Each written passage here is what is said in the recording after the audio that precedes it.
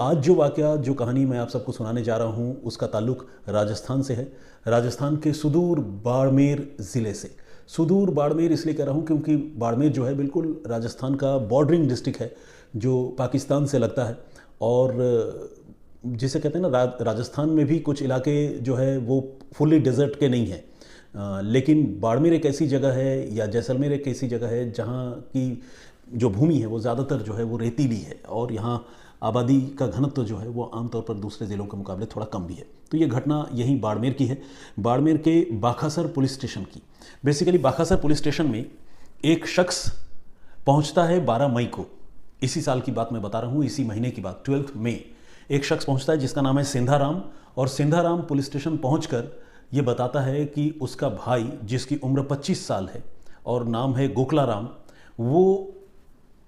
पिछले 2 दिनों से गायब है। यानी 10 मई को गोकलाराम अपने घर से निकला था और इसके बाद वो लौट कर नहीं आया। सिंधाराम ने पुलिस को यह भी बताया कि उन्होंने अपने तौर पर अपने भाई को ढूंढने की बहुत कोशिश की, तमाम नाते रिश्तेदारों से पूछा, जो दोस्त यार उसके हैं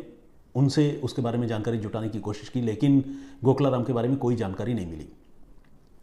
शिकायत करने वाले शख्स का यह भी कहना था कि उनका जो भाई है गोकलाराम, वो अपने घर से अहमदाबाद जाने की बात कहकर निकला था। दरअसल गोकलाराम अहमदाबाद में ही कहीं काम करता था किसी कंपनी में, और वो छुट्टियों पर घर आया था, लेकिन इसके बाद उसकी वापसी का वक्त था और वापसी के लिए ही वो अपने घर से बाहर निकला था। लेकिन इसके बाद हुआ ये कि वो अहमदाबाद भी नहीं पहुंचा, क्योंकि उसका मोबाइल फ़ोन तो स्विच ऑफ हो चुका था। ऊपर से जब 2 दिन गुजर गए और वो अहमदाबाद नहीं पहुंचा, तो अहमदाबाद में जो उसका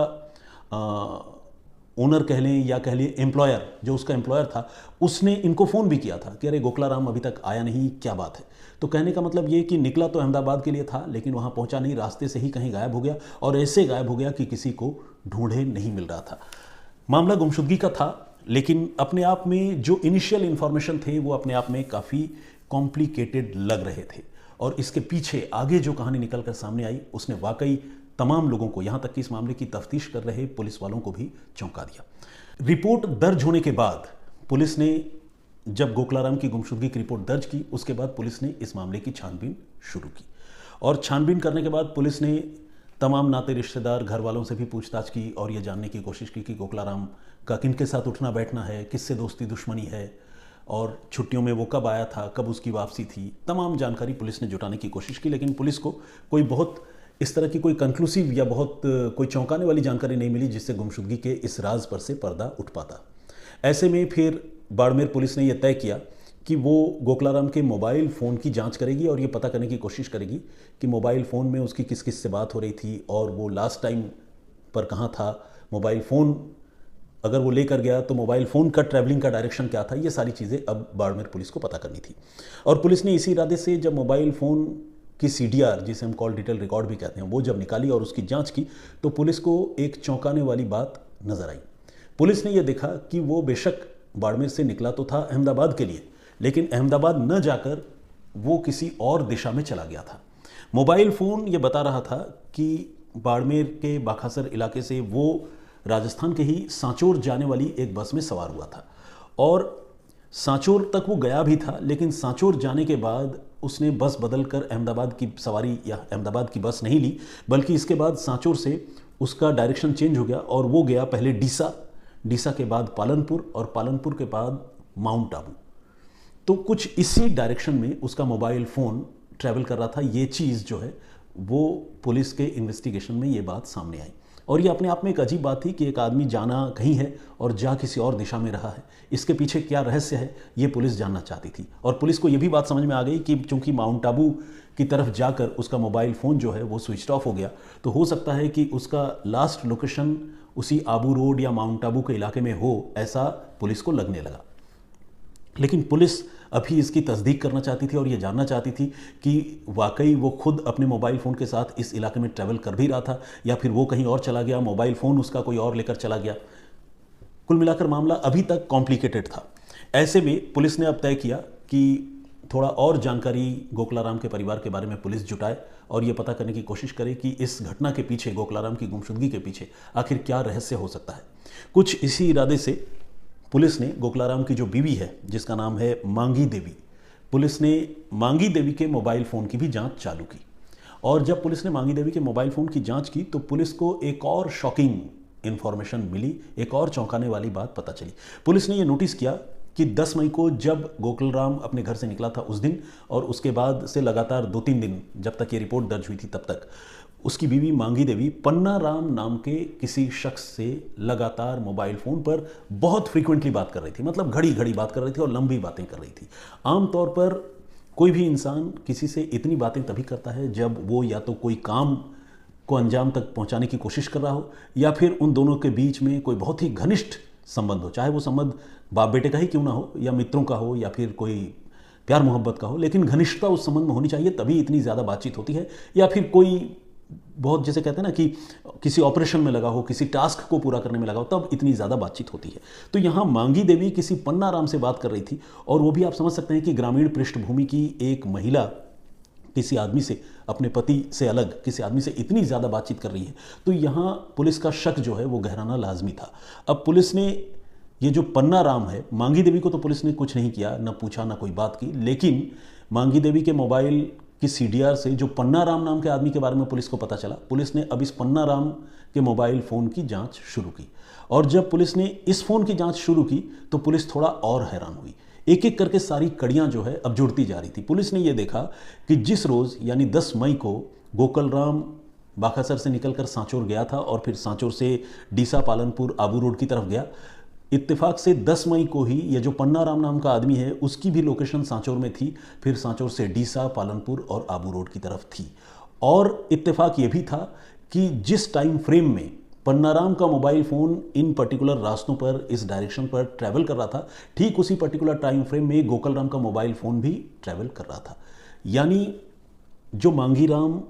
गोकुलराम की बीवी थी उसका जो जानकार था, उस जानकार के साथ गोकुलराम दोनों लगातार एक ही डायरेक्शन पर ट्रैवल कर रहे थे। लेकिन पन्ना राम जो है वो अपने घर में मौजूद था, लेकिन ये गोकुलराम उसका कोई नामो निशान नहीं था। अब पुलिस ने जब ये सारी इन्वेस्टिगेशन कर ली और पुलिस को ये यकीन हो गया कि गोकुलराम की गुमशुदगी से पन्ना राम का कोई ना कोई लेना देना ज़रूर है, तो फिर पुलिस ने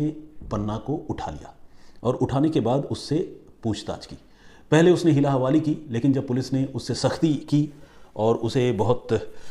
जिसे कहते हैं कि सस्टेंड इंटरोगेशन किया, तो पन्ना राम ने यह कबूल कर लिया कि गोकुलराम अब इस दुनिया में नहीं है। उसने ये मान लिया कि उसने गोकुलराम को सिर्फ गायब ही नहीं किया है बल्कि उसकी हत्या कर दी है, और हत्या करने के पीछे की वजह यह है कि वो गोकुलराम की बीवी मांगी देवी से प्यार करता है, मांगी देवी भी उससे प्यार करती है और वो दोनों एक दूसरे से शादी करना चाहते हैं। और चूंकि गोकुलराम इन दोनों के प्यार के रास्ते में रोड़ा अटका रहा था और एक जाहिर है एक पति के रहते हुए वो उसकी बीवी दूसरी शादी तो नहीं कर सकती थी, तो एक तरह से अपने प्यार के रास्ते का कांटा हटाने के लिए पन्ना राम ने उसकी बीवी मांगी देवी के साथ मिलकर गोकुलराम के हत्या की साजिश रची थी। ये बात शुरुआती पूछताछ में पन्ना राम ने कबूल भी कर लिया और पन्ना राम ने यह बताया कि इस कत्ल की घटना को उसने अकेले अंजाम नहीं दिया, बल्कि उसके साथ उसका एक दोस्त भी था जो इस मर्डर केस में उसके साथ इन्वॉल्व था, और उन दोनों ने मिलकर, मांगी देवी के इशारे पर उन दोनों ने मिलकर पहले जो है वो गोकुलराम को अगवा किया और अगवा करने के बाद उसकी हत्या कर दी। अब जब उसने ये सारी बातें बताई तो उसने ये भी बताया कि गोकुलराम की जो डेड बॉडी है वो उन्होंने माउंट आबू की जंगली इलाकों में, पहाड़ी इलाकों में फेंक दी है, और उसकी निशानदेही पर फाइनली पुलिस ने, वन विभाग ने और वहाँ जो स्थानीय निकाय की टीम है, तमाम सरकारी महकमों की टीमों ने वहाँ जंगल में सर्च ऑपरेशन चलाया, और सर्च ऑपरेशन चलाने के बाद जिस जगह पर ये पन्ना राम बता रहा था उसी जगह से एक शत विशत लाश जो है, बिल्कुल सड़ी गली और म्यूटिलेटेड डेड बॉडी जिसे हम कहते हैं, वो पुलिस ने वहाँ से बरामद की। लाश की हालत ऐसी थी कि उसकी पहचान कर पाना भी मुमकिन नहीं था, क्योंकि शरीर के ज़्यादातर अंग जो है वो जंगली जानवर नोच कर खा गए थे। लेकिन जो गोकुलराम का जूता था, जो उसके कपड़े थे, ये सारी चीज़ें रिमेन्स के तौर पर, अवशेष के तौर पर वहाँ बची हुई थी। और जब उसके परिवार के लोगों से और ख़ासकर उसके भाई सेंधाराम से इन चीज़ों को दिखाकर पहचान करने के लिए कहा गया, तो उन्होंने पहचान लिया कि हाँ, ये सारे बिलोंगिंग्स जो है उसके भाई गोकुलराम के ही हैं। यानी एक तरफ तो कातिल खुद अपनी ज़ुबान से कत्ल की बात कबूल कर रहा था, मोटिव भी बता रहा था, ये भी बता रहा था कि लाश कहाँ फेंकी है, और दूसरा इसकी तस्दीक करने के लिए जो मृत व्यक्ति था उसके घर के लोग वहाँ मौजूद थे, जिन्होंने लाश के अवशेषों को देखकर पहचान लिया कि ये उनके परिवार के सदस्य की ही लाश है। इसके बाद पुलिस ने उन अवशेषों को बरामद करके पोस्टमार्टम के लिए भिजवाया, और जब तफ्तीश हुई तो कत्ल का ये जो पूरा सीक्वेंस है वो इन कातिलों ने साफ साफ बताया। ये कातिल पहले से ही घात लगाए गोकल राम की हत्या करने की तैयारी में थे, इंतज़ार कर रहे थे, और इसी तैयारी के तहत वो जानते थे, चूँकि बीवी उनसे मिली हुई थी, तो बीवी तो जाहिर सी बात है किसी भी आदमी की सबसे समझ लीजिए कि क्लोजेस्ट इंसान होती है, लाइफ पार्टनर जिसे हम कहते हैं। तो बीवी को सब पता था कि पति कहाँ जा रहा है, किस रास्ते से जा रहा है, रूट क्या है, बस क्या है। वो ये सारी जानकारी जो है अपने आशिक पन्नाराम को दे रही थी, और पन्नाराम तय प्रोग्राम के मुताबिक अपने एक दोस्त के साथ कार लेकर सांचौर बस स्टैंड में मौजूद था। बाखासर से जैसे ही ये गोकल राम बस में सवार हुआ और फिर सांचौर पहुंचा, सांचौर में पन्नाराम और उसके दोस्त ने गोकल राम को रिसीव कर लिया और उसे बातों में फंसाकर अपने साथ अपनी गाड़ी में बिठा लिया। हो सकता है ये कहा हो कि वो भी अहमदाबाद जा रहे हों, तो आओ चलो साथ छोड़ दें। पता नहीं क्या झांसा दिया, क्या झूठ बोला, लेकिन जो गोकल राम था वो पन्नाराम और उसके दोस्त की बातों में आ गया और उनकी गाड़ी में बैठ गया। बैठने के बाद इन दोनों ने मिलकर उसे कोई नशीली चीज़ खिला दी, और जब वो बिल्कुल नशे में आ गया और एक तरह से आप कहें कि नशे की वजह से तकरीबन बेहोश हो गया, तो गला घोंटकर उसकी हत्या भी कर दी। और हत्या करने के बाद लाश को ठिकाने लगाने के लिए उन्होंने फिर दूरी तय की माउंट आबू तक की, और इसके लिए जो रूट था वो वही था, डीसा, पालनपुर, आबू रोड और फिर आगे जाकर माउंट आबू, और फिर माउंट आबू की पहाड़ियों से उन्होंने उस लाश को नीचे फेंक दिया। पन्नाराम का ये इरादा था, ये सोचना था कि अगर ये लाश कभी बरामद ही नहीं होगी, जंगली जानवर खा लेंगे और लाश जंगल में बिल्कुल सड़ गल के ख़त्म हो जाएगी, तो फिर गोकल राम का कोई नामो निशान नहीं बचेगा, कोई उसको पूछने वाला भी नहीं होगा, और फिर वो बड़ी आसानी से अपनी प्रेमिका मांगी देवी से शादी कर लेगी। तो ये उसकी तैयारी थी, और इसमें बीवी भी शामिल थी, प्रेमी तो खैर था ही, और प्रेमी का एक दोस्त भी शामिल था जिसने इस पूरे कत्ल को अंजाम दिया। लेकिन जो मोबाइल फ़ोन है, उस मोबाइल फ़ोन की वजह से इस कत्ल के मामले का खुलासा हो गया, और इस तरह से पुलिस ने तकरीबन 4 दिनों के अंतराल में, जब से वो गुमशुदगी की रिपोर्ट दर्ज हुई थी 12 मई को, 12 मई को, उसके 4 दिनों के अंतराल में पुलिस ने इस कॉम्प्लिकेटेड मर्डर केस को सुलझा लिया, और पुलिस ने बीवी, उसके प्रेमी और प्रेमी के दोस्त, 3 लोगों को पुलिस ने गिरफ्तार कर लिया। बस ये कहानी तो यहीं तक है।